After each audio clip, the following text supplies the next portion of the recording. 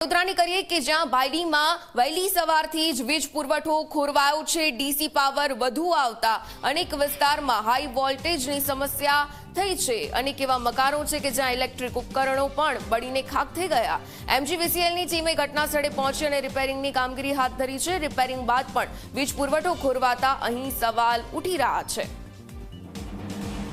તો એમજીવીસીએલની કામગીરી સામે જે રીતે સવાલ ઉઠી રહ્યા છે, સવારથી જ વીજ પુરવઠો ખોરવાયો છે અને તેના કારણે લોકો છે તેમને હવે સમસ્યા ભોગવવાનો વારો આવ્યો છે। એક તો ગરમી અને ઉકળાટની આ સિઝન, ગરમી અને ઉકળાટમાં તમામ વીજ ઉપકરણો બંધ અને વીજ પુરવઠાના કારણે લોકો થયા હેરાન પરેશાન।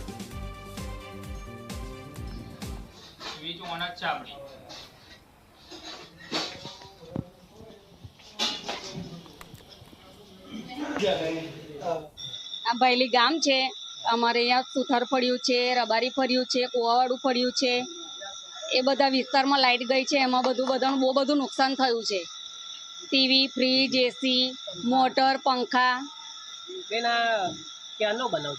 આજે સવારનું સવાર 8 વાગ્યાથી તે અત્યાર સુધીનું, અત્યારે ઘણા ઘરોની અંદર લાઇટ નથી, કશું છે નથી।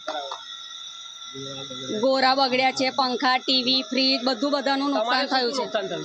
મારે આરો બગડ્યો છે, ટીવી, ફ્રીજ, લાઇટો, એસી એ બધું આયા હતા, સવારે આયા હતા। એમને રિપેર કર્યું છે, વાયર નાખ્યા છે। હા।